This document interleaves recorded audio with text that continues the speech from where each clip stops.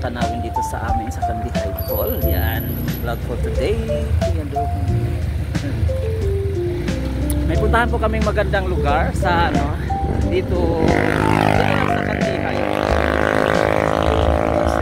Ito guys, ito yung papuntang Abigilan. Yan, napunta kami sa Kanumantan Falls yan. Ito yung maganda ang daanan dito. Yan. Ano na kung sa gusto. Alam mo sila. Nakarating.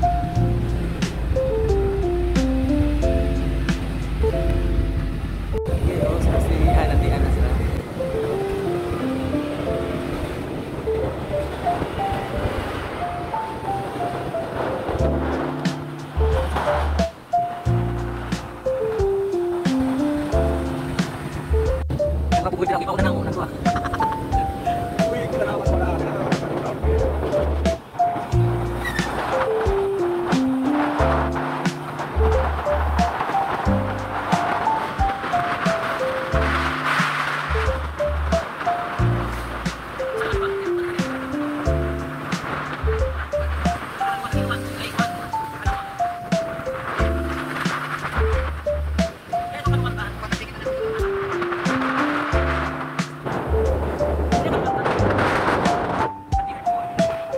Ito na, Tampungan Elementary High School.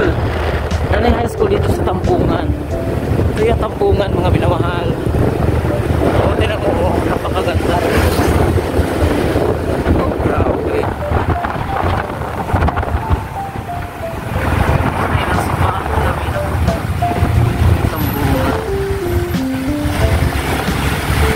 Simbahan ng Tampungan, napakaganda. Iglesia Pilipina Independencia pa.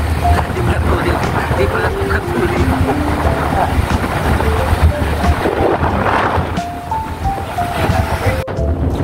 Yung minamahal, nandito na po kami sa lugar ng kung saan na nakalagay ang Kanumantan Falls. Nandito po ito sa Kadaptapan, Kandihay, Bohol. Dito rin po matagpuan ang rice terraces ng Kandihay, Bohol sa Kadaptapan din, mga minamahal. Yan, patungo na po kami sa destination namin sa Kanumantan Falls. Thank you. So, ganyan kami. Bye-bye. Guys, papunta na kami sa Kanumantan Falls. Lamig na, no? Napakalamig ang hangin. Isang ko na pag-init. Ito pa na tanghalin na, pero ang ini at hangin arang hapon. No?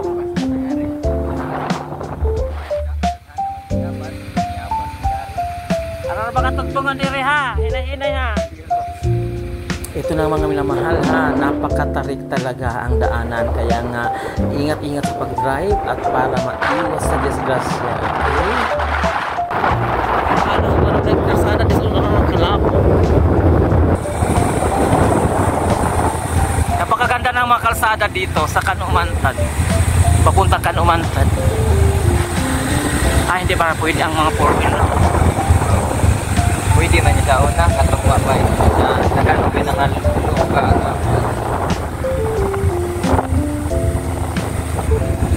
Mat, foot brake na mat. Foot brake ba yan? Kuno. Brake ito, ano na yun? Hinay-hinay ha, kay tatungan ro ba ni Kajo?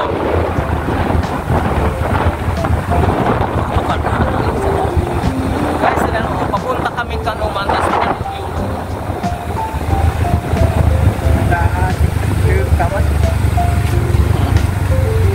tukan guys, matang sada nih.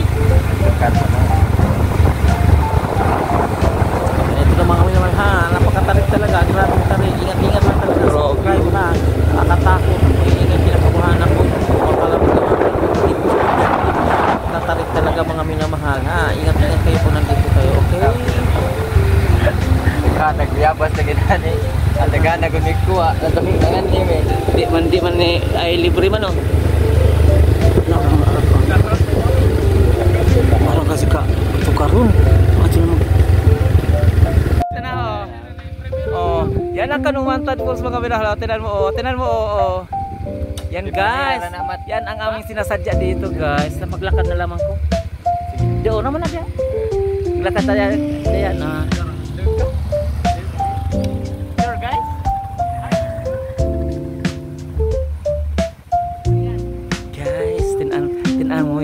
yan ang pinupunta pupunta namin. At ito ang Kanumantad Falls. Yan ang talagang sinasadya namin. Yan ang Kanumantad Falls dito po sa matagpuan po yan sa dito sa Kandihay, Bohol yan. Yan oh, tingnan mo guys. So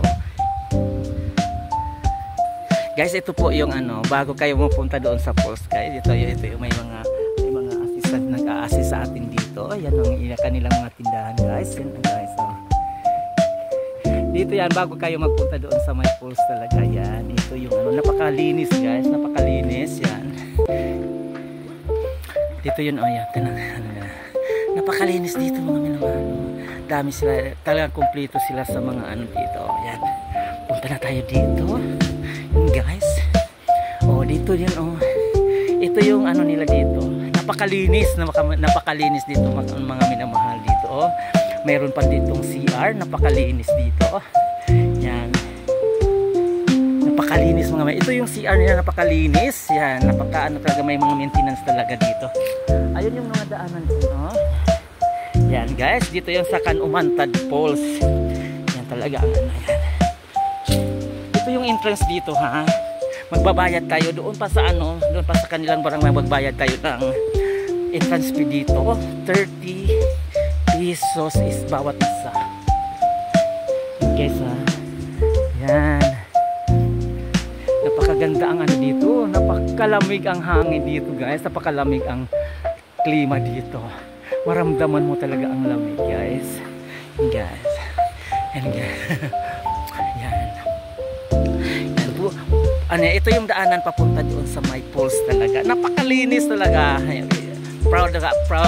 Proudly Kandihay nun yan. Ito yung Kanumantad. Dito mismo yan sa amin sa Kandihay. Ibang barangay ito mga minamahal. Yan. Ituturo ko kayo sa magandang falls na pinakamalaking falls. Isa sa pinakamalaking falls dito sa Bohol. Dito sa lugar namin talaga mismo yan guys. Yan ito. Napakalinis tinanong. Napakalinis diba mga minamahal, walang basura dito ha, walang basura. Kaya mapupunta dito, bawal ang mga basura dito mga minamahal ha.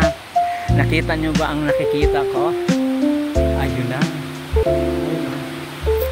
Ayun ang Kanumantad Falls.